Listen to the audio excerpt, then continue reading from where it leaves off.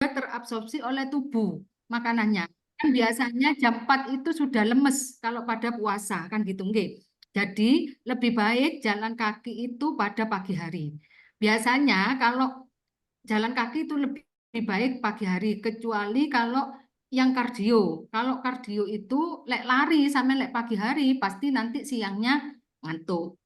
Itu nggih. Jadi kalau jenengan puasa, enggak apa-apa pagi hari karena masih ada sisa-sisa sumber energi yang dari makanan yang setelah sahur.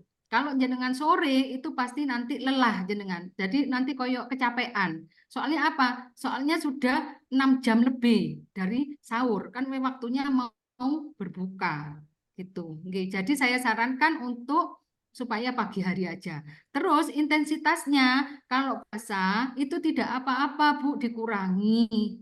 Intensitasnya dikurangi. Jadi jenengan kalau enggak puasa biasanya 10 kali putaran. Sekarang kalau puasa 5 kali putaran atau 4 kali putaran itu tidak masalah.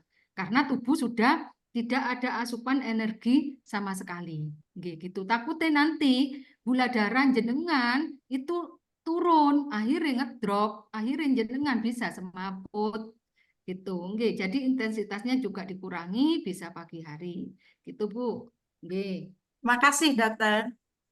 Nggih, Bu. Nggih. Baik, Ibu. Selanjutnya Terus, pertanyaan dari raise hand dari Ibu Isyana TK Shalom. Silakan Ibu Isyana.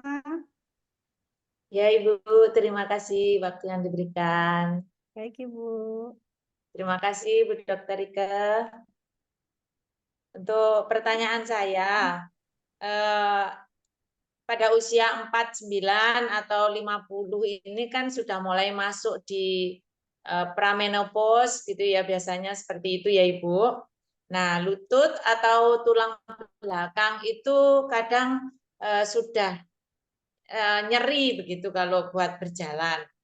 Apakah ini menjadi salah satu penyebab sakit lutut atau tulang belakang ini, atau karena pola hidup kita yang kurang baik, misal kita kurang mengkonsumsi kalsium atau sayuran-sayuran yang mengandung kalsium atau apa seperti itu, atau mungkin karena kita kurang bergerak atau melatih otot-otot lutut atau tulang belakang enggak itu. dengar, Bu. Mohon penjelasannya.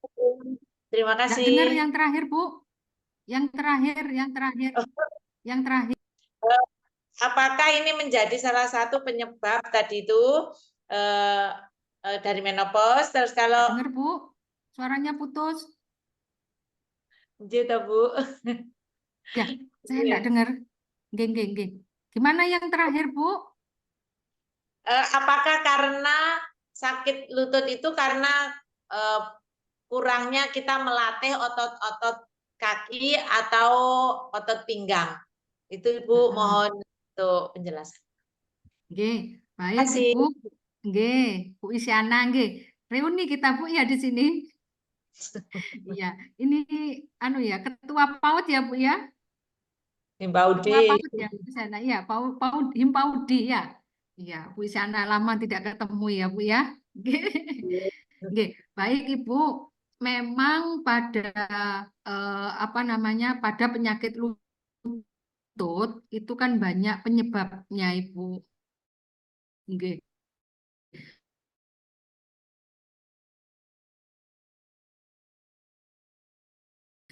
Penyakit lutut itu artritis radang sendi.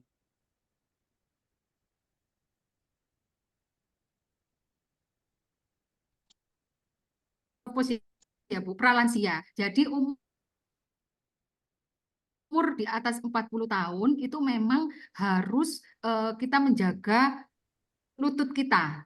Oke, jadi untuk menjaga lutut kita karena apa? Lutut itu kan tumpuan kita, Bu. Oke. Nah, kalau misalnya terjadi radang sendi di lutut, itu ulin kurang, Bu. Jadi antara lutut dengan lutut kan ini ada perbatasan. Nggih, ada perbatasan. Di sini itu ada pelumasnya, ulinya. Oke. Nah, ulinya itu kalau usia di atas 45-40 tahun itu ulinya itu sudah berkurang pelumasnya. Pelumasnya bukan karena tulangnya, pelumasnya, radang sendinya. Jadi pelumasnya yang kurang. Jadi kalau misalnya kita untuk apa namanya, bukan kurang kalsium. Kalau kalsium itu ke tulangnya. Jenengan kan osteoartritis, bukan osteoporosis. Kalau osteoporosis itu rapuh, tulangnya sudah rapuh.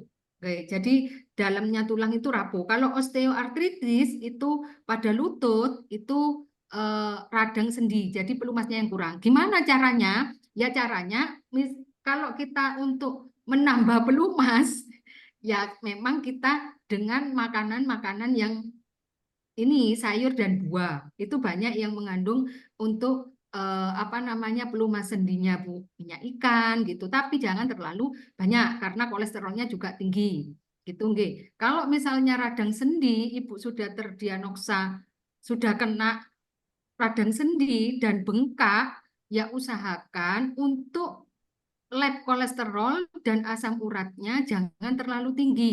Soalnya nanti itu menambah berat sakitnya. Memang bukan penyebabnya kolesterol tinggi atau asam urat tinggi itu loro lutut itu bukan penyebabnya, Bu. Nah, tapi kalau jenengan kolesterolnya tinggi atau asam uratnya tinggi itu memperberat penyakitnya. Jadi jenengan biasanya tambah nyeri kalau jalan. Kalau Bu Isyana saya kira untuk berat badan normal ya Bu ya. Bu Isyana kan tidak gemuk-gemuk banget kan Bu. Oke. Kalau biasanya osteoartritis itu berita pasien-pasien yang memang mengalami obesitas, yang eh, berat badannya lebih dari normal, dia karena untuk menumpu apa namanya tubuh, dia memaksa akhirnya cairan-cairan sendi itu berkurang. Gitu Ibu. Nggih.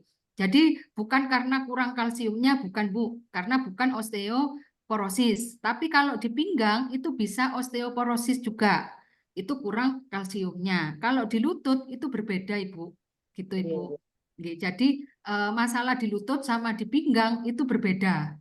Nggih. Karena di lutut itu banyak cairan sendinya. Kalau di pinggang itu tidak ada cairan sendi tetapi tulang yang ada. Jadi bisa osteoporosis. Kalau di ini di apa lutut itu osteoartritis. Nggih. Jadi radang sendi gitu Bu. Nggih. Mungkin itu Bu.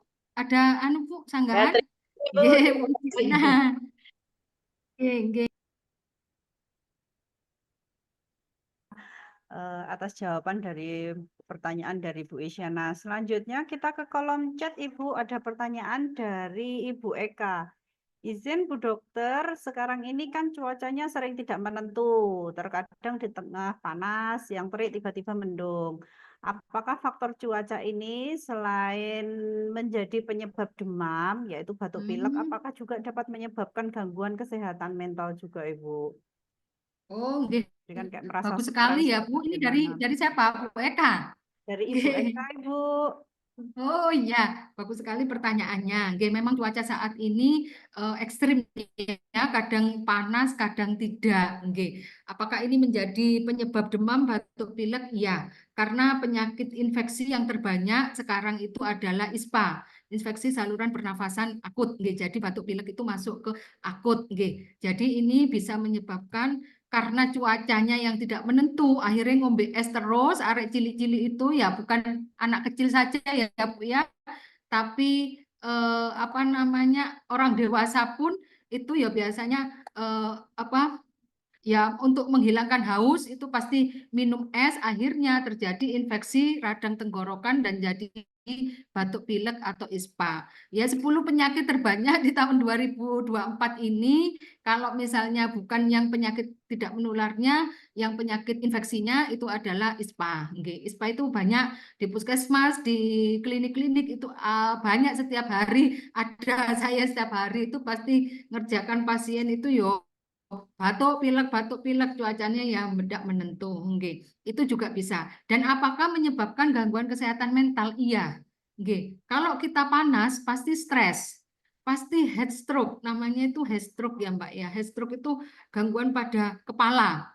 Bisa itu jadi pusing, bisa jadi apa namanya tidak fokus. untuk bekerja, untuk berpikir. Nggih. Gangguan mentalnya di sini itu bukan gangguan dengan orang dengan masalah orang dengan gangguan jiwa, tetapi kita dengan kejiwaan. Kalau kita pasti orang-orang yang sakit, sakit apapun pasti kita mengalami masalah kejiwaan.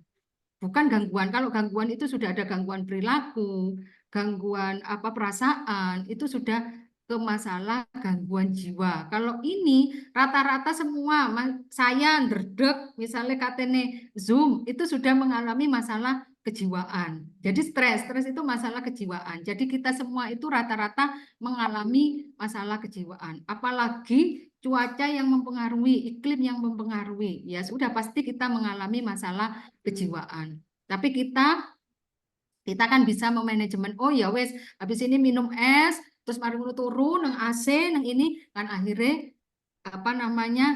Akhirnya stresnya ndak roto apa namanya? Ndak apa sudah enakan di tubuh, ya wes sudah ndak stres lagi kan gitu. Oke, pasti mempengaruhi kalau memang itu cuaca dingin pun itu mempengaruhi. Cuaca dingin loh kok adem, bukan hanya panas ya, kok adem nemen menggigil. Menggigil itu pasti kita mengalami masalah kejiwaan. Kademen kan koyo kademen nemen menggigil itu pasti masalah kejiwaan juga. Jadi kita itu diharapkan untuk sehat ya, bukan hanya sehat fisik tetapi sehat mental, sehat sosial, sehat ekonomi. Itu kalau menurut WHO, nggih. Jadi sehat itu bukan hanya tidak cacat fisik nggih Bapak Ibu semuanya, tetapi harus sehat mental juga, sehat sosial dan sehat ekonomi. Jadi kalau misalnya ekonominya tidak sehat, itu biasanya kepikiran terus, jadi masalah kejiwaan. Berarti tidak sehat kan gitu, Tapi ya kita pasti adalah ke masalah kejiwaan itu pasti ada. Setiap hari kita melakukan apa, pasti kita mengalami masalah kejiwaan. Jelas kita semua orang hidup pasti mengalami masalah kejiwaan gitu. Tapi kita alhamdulillah semua yang di sini itu sudah bisa memanajemen stres kita, memanajemen apa namanya masalah kejiwaan kita supaya tidak menjadi orang dengan gangguan jiwa kan gitu. Nggih, kalau sudah menjadi gangguan jiwa ya wis keluyuran nanti ditaruh shelter sama Mbak Feni. Nggih, ya. Nggih. Mungkin itu Bu Eka ada sanggahan? Terima kasih, Bu. Nggih. Ada lagi Bapak Ibu?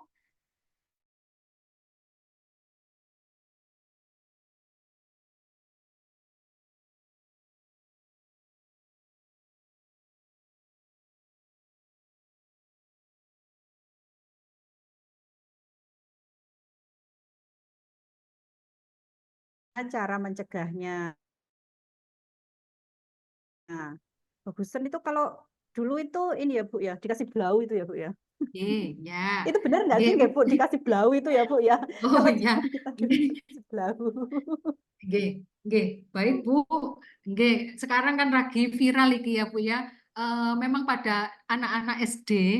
Nah, tapi laporan ke saya itu ke Dinas Kesehatan kok anu ya, kok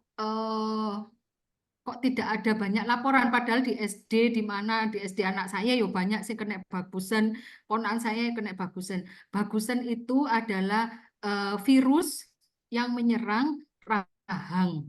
Jadi itu virus Bu. Virus itu menular, tapi bisa sembuh dengan sendirinya. Makanya sekarang pada anak-anak sekolah itu bagusan ada, namanya itu parotitis, namanya ininya apa penyakitnya. Jadi bagusan itu kan itu virus. Kalau kita apa namanya itu kan menyerang pada anak-anak, orang dewasa pun itu tidak menutup kemungkinan untuk tertular karena kekebalannya jika kekebalannya menurun. Kalau saya juga pernah bagusan dan itu sakit sekali Bu, saya tertular oleh pasien. Jadi saya merasakan sendiri kalau bagusan. Jadi nular biasanya nular kalau tidak ke sampingnya ke temennya satu sekolahan. Itu biasa ini bagusan itu untuk apa kalau untuk pencegahannya ya kita kekebalan anak itu harus ditingkatkan. Itu intinya kalau virus itu Bu. Kalau untuk pengobatannya kalau parotitis atau MAM ini itu itu sekarang ya memang dikasih obat panas, biasanya kan panas, dikasih anti bengkak, itu biasanya kan periksa ke dokter, nggih, sama vitamin. Nah, kalau di Belawu itu sudah tidak berfungsi. Nah, dulu itu kan orang dulu itu dikasih Belawu itu kan fungsinya supaya tidak dicekel-cekel toh Bu, ben biru kan gitu ya. Nggih. Nah, kalau sekarang itu kan tidak ada Belawu.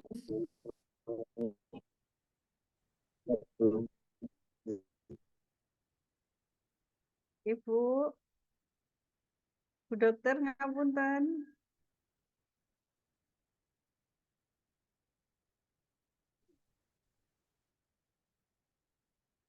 Ibu, suaranya Oh iya, sudah kedengar Bu? sudah Ibu. Oke. Jadi untuk pengobatannya itu kan biasanya dibawa ke dokter untuk berobat untuk menghilangkan bengkak sama panasnya dan anti nyerinya. Biasanya kan gitu. Nah, untuk pengobatan di sininya, di luarnya itu enggak usah dikei Belawu. Kalau Belawu itu kan fungsinya dulu kalau orang Jawa itu ben ndak dicekele, ben apa biru-biru, ben areke wedi tidak dicekele. Ya memang gitu kalau dipegangi biasanya nular sebelah kan gitu nggih. Jadi kalau misalnya sekarang itu dikasih minyak untuk diurut aja, minyak minyak apa biasanya kan banyak minyak kutus-kutus apa-apa supaya anak-anak itu kan agak apa namanya agak enakan kan gitu nggih. Itu bisa dikasih minyak-minyak dan dibelikan permen karet. Permen karet itu untuk latihan mengunyah. Karena apa? Karena dia menyerang rahang. Menyerang rahang, Bu. Jadi angel katik mangani, loro nemen, apalagi kanan kiri nanti yang terkena. Kalau si kanan si iso makan sing kiri. Lalu dua-duanya anak-anak itu biasanya tidak mau makan. Akhirnya di itu sudah ada memang di apa Kemenkes itu disarankan untuk anak-anak itu dikasih permen karet untuk latihan mengunyah. Jadi supaya ini itu agak ini Bu ya apa agak bendak kaku gitu loh. Lek makan kan sakit itu dikasih permen karet memang agak sakit banget tapi ya harus pelan-pelan gitu itu untuk bagusan kalau sekarang kan memang banyak ini dan menyerang beberapa sekolah tapi laporan ke dinas kesehatan kok kok tidak ada aku ininya ya apa karena diagnosa yang ininya apa diagnosa yang dari FKTP-nya belum terini mungkin nggih. Saya rekapannya sedikit apa mereka itu apa periksanya di puskesmas atau klinik kan kita tidak tahu nggih. Tapi pasien saya ya banyak bagusan juga Bu nggih kalau di klinik nggih. Mungkin itu saja Kak untuk bagusan Ibu nggih. Nggih. Baik, begitu tadi Ibu dari Tunas Harapan dan Ibu Etik Lestari, Ibu Etik Lestari, apakah ada yang mau ditanyakan kembali? Silahkan bisa raise hand atau menulis di kolom chat. Baik, Bu Ike, ini saya boleh bertanya kembali nggih Bu nggih? Nggih Bu. Terkait dengan ini mitos atau fakta nggih Bu nggih. Nggih. Ini saya juga agak ini. Minum air putih dingin. Air putih dingin ya Bu, tanpa gula. Itu katanya kan bisa bikin gemuk. Nah, itu benar atau tidak? Soalnya kan sekarang ini kan jangan minum air dingin, nanti tambah gemuk. Kan kayak gitu. Nah, itu berpengaruh nggak Bu, air putih dingin itu? Sebentar saya cuma. Nggih, kalau air putih dingin itu sebenarnya mitos ya Bu untuk menyebabkan kegemukan. Nggih, karena kalau air dingin itu kan terasa dinginnya di tenggorokan. Nah, sudah masuk ke usus ataupun lambung, dia kan sudah netral pH-nya. Jadi kan tidak dingin lagi. Gitu. Berarti itu mitos Ibu. Jadi yang kegemukan kalau untuk kegemukan itu memang satu bukan dari air es, tetapi dari makan yang berlebihan terus geraknya kurang. Jadi glukosa yang di apa namanya di dalam tubuh itu menumpuk, akhirnya jadi obesitas dan lemaknya juga menumpuk. Itu intinya kalau kita bicara obesitas. Jadi kalau kita memang pingin enggak kurus, apa yang kita makan, misalnya kita makan hari ini banyak lemak-lemaknya, berarti kita harus olahraga lebih banyak. Itu supaya kita bisa mempertahankan apa namanya berat badan tubuh kita gitu supaya apa yang dimakan dimasukkan. Jadi kalau misalnya air es itu adalah mitos, nggih. Soalnya air es itu kan di tenggorokan aja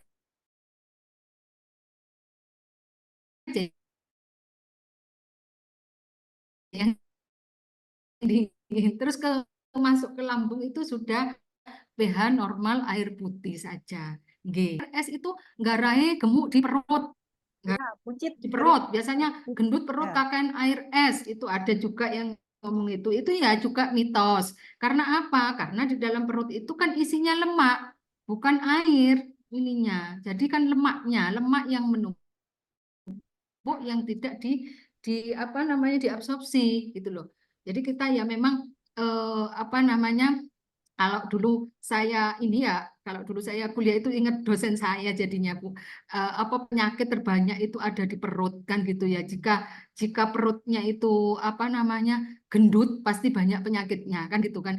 Abdomen fat itu memang pengaruh banyak ke penyakit tidak menular gitu. Jadi kita aja sebagai perempuan aja kan ya harus apa slim perutnya kan gitu supaya ndak ini juga nggih apa ndak banyak penyakit di situ nggih. Banyak kan juga wanita bukan hanya laki-laki nggih yang abdomen fatnya itu tinggi tetapi pada perempuan itu juga banyak yang gendut juga. Oh, saya mari melahirkan Bu, ndak gawe ini. Ya kenapa Anda tidak ini dulu apa? Ya ndak gawe stagen, ya mangani sembarang kan gitu dari pola hidup kita sendiri kan gitu. Oke. Jadi kita harus memang sekarang ini harus merubah mindset gimana caranya kita itu harus berat badan itu harus seimbang lah paling tidak kan gitu ya. Kita enggak tahu umur kita berapa, umur kita ini. Yang penting kita kan enak di tubuh, adaptasi kita kan gitu nggih. Adaptasi tubuh kita kepinginnya hidup lama. Tapi kita enggak bisa apa ya?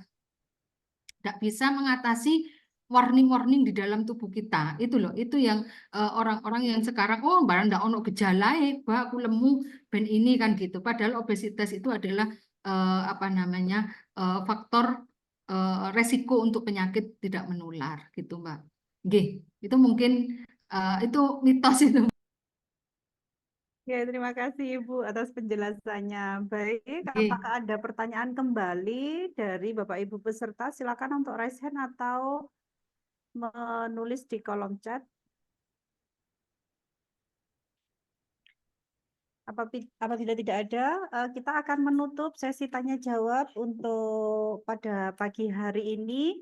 Dan mungkin Ibu Ika sebelum mengakhiri acara, ada lagi ternyata Ibu ini Ibu dari Ibu Etik Lestari. Bu Dokter, berarti untuk minum air kelapa bisa menyebabkan perut gendut. Bagaimana ini Bu? Enggak, Ibu, ini mitos juga. Mitos juga, oke. Tapi kelapa itu adalah air kelapa ya, bukan kelapanya ya. Iya, air Kalau kelapa. kelapanya itu kan kolesterol yang tinggi, bukan perutnya saja yang gendut biasanya, Bu, seluruh tubuh yang gendut. Tapi ini air kelapanya, ya air kelapa itu kan banyak mengandung apa aja itu kalium, kalium, kalium itu ada beberapa memang cairan tubuh yang ada di air kelapa itu ada. Tapi tergantung dari air kelapanya berapa banyak yang diminum gitu nggih.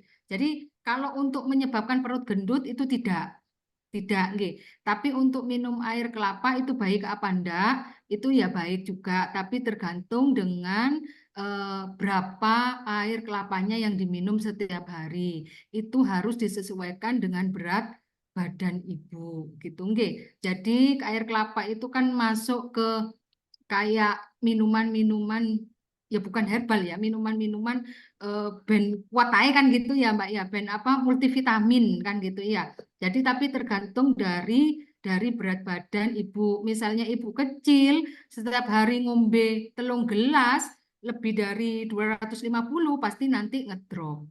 Kan gitu. Pasti nanti apa namanya jadinya hipotensi. Itu biasanya disesuaikan dengan berat badan Bu gitu nggih. Jadi kalau misalnya ibu apa mau atau minum obat-obatan yang herbal itu sama dengan multivitamin yang ini harus disesuaikan dengan kondisi berat badan ibu. Biasanya per orang itu berbeda-beda, Bu, gitu.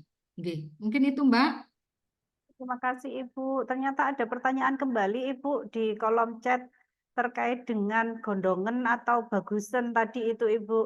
Nah, ini ada Ibu Mirna Susanti bertanya, masih seputar gondongan Bu atau bagusan. Masa inkubasinya berapa hari Bu? Kalau 5 hari sudah tidak panas tapi masih bengkak, apa diperbolehkan masuk sekolah? Oh, Itu virusnya nggih. apakah sudah hilang atau belum? Nggih. Gitu, Ya, Bu. baik. Kalau gondongan itu kan virus, masa inkubasinya biasanya 2 minggu. 2 minggu. Tapi 2 minggu itu bengkaknya yang hilangnya. Kalau panasnya itu tergantung dari kondisi kekebalannya masing-masing anak, masing-masing pasiennya. Kadang sudah 5 hari, 3 hari sudah tidak panas, tetapi masih bengkak, itu masih ada. Tetapi kalau semuanya hilang, virusnya sudah hilang, biasanya sampai 2 minggu. Makanya kalau sudah tidak panas, kita kasih vitamin saja untuk meningkatkan kekebalan. Kalau misalnya tidak panas tapi masih bengkak, itu bisa sekolah. Asalkan gurunya berani. Biasanya ada guru-guru yang ojo sik lewes wedi ketularan, padahal itu sudah tidak masalah karena sudah tidak ada panasnya, tetapi masih sisa ada bengkaknya. Tapi itu sudah tidak menularkan. Itu memang masa inkubasinya untuk untuk bengkak itu hilangnya 2 minggu biasanya lama. Itu biasanya tergantung dari kekebalan masing-masing anak. Kalau misalnya dia doyan mangan, arek iki masih loro doyan mangan biasanya wajib sembuh. Kan itu soalnya virus itu. Nggih. Tapi kalau misalnya sekolahannya diperbolehkan masuk, enggak apa-apa. Takutnya gurunya, oh enggak boleh dok, gurunya enggak mau, takutnya semua muridnya ketularan. Ya enggak apa-apa, enggak usah sekolah sih, enggak apa-apa. Gitu, nggih. Ininya. Sama meningkatkan kekebalan anak itu yang penting. Ininya, kalau gondongan itu. Nggih. Jadi ya makannya harus banyak, vitaminnya juga harus banyak gitu, supaya cepat sembuh karena virus ini bisa sembuh sendiri. Oke. Itu Mbak. Terima kasih Ibu Oke. Ike. Bu Mirna, demikian jawabannya. Mungkin ada pertanyaan kembali dari Bapak Ibu peserta. Jika tidak, baik Ibu, mari kita tutup acara Caring Gaji pada pagi hari ini. Tapi sebelum kita tutup acara Caring Gaji pada pagi hari ini, mungkin ada closing statement Ibu dari Ibu Ike untuk kegiatan pada pagi hari ini. Oke. Baik Mbak, mungkin ini sedikit bukan konten ya, ini aja ya, supaya kita Mbak, mereview dan membuat kita bahagia lah, paling tidak ya kan gitu, untuk mengajak kita semua untuk bergerak kan gitu, nggih. Muka cakep itu rezeki, nggih. Kalau badan cakep itu hasil konsistensi. Kalau mukanya ndak cakep, badannya harus dicakepin. Paling tidak kan gitu. Oke. Jadi supaya apa? Supaya tubuh kita kelihatan cakep. Kan gitu. Oke. Oke. Jadi kalau misalnya muka kita sudah ndak cantik, ya paling ndak tubuh kita ojo ndak cantik kan itu nggih. Jadi paling tidak kita merawat diri kita supaya kita kelihatan cantik meskipun wajah kita tidak cantik nggih. Itu nggih. Jadi tetap larilah meskipun tidak ada yang ngejar kan gitu nggih. Kalau mau lari untuk usia-usia masih muda ya Bu Eka. Bu Eka kayaknya lebih tua saya. Iya. Kalau Bu Eka sih lebih tua saya angkatannya ini sih, angkatannya suaminya Bu Eka. Nggih. Yang biasanya lari itu kan Bu Mirna ya. Ya, Bu Mirna sering olahraga. Ya, Bu Mirna itu olahragawan, gitu. Tetap lari. Ayo kita gerak bersama untuk sehatkan Indonesia bersama, apalagi masyarakat Kota Probolinggo. Nggih. Mungkin itu saja dari saya, Mbak. Salam germas ya, Mbak. Salam gerakan masyarakat untuk hidup sehat. Nggih. Ayo kita salam germas bareng-bareng, nggih. Ya, ayo. Salam germas. Sehat. Bugar, produktif, ceria. Ceria. Ya, oke, terima kasih Ibu. Wassalamualaikum warahmatullahi wabarakatuh. Waalaikumsalam. Terima kasih, Dokter Ike. Terima kasih banyak, Bu Dokter Ike. Terima kasih, Bu. Baik, Bapak Ibu, terima kasih atas terima kasih banyak Bu Dokter Ike atas materi pada pagi hari ini yang sangat inspiratif sekali dan semoga materi pada pagi hari ini dapat bermanfaat untuk kita semua. Dan terima kasih juga kami ucapkan kepada Bapak Ibu sekalian atas kehadiran dan partisipasi aktif Bapak Ibu pada kegiatan Sharing Getsi sampai seri ke-12 ini. Kami sangat mengapresiasi atas keikutsertaan Bapak Ibu semua. Baik, sebelum menutup acara, saya ada sedikit pantun, ya, Bu. Sedikit saja. Ke Puspaga untuk curhat. Curhat cerita. Mari kita memulai pola hidup sehat untuk menjaga kesehatan kita. Terima kasih banyak. Assalamualaikum warahmatullahi wabarakatuh. Waalaikumsalam warahmatullahi Assalamualaikum warahmatullahi wabarakatuh.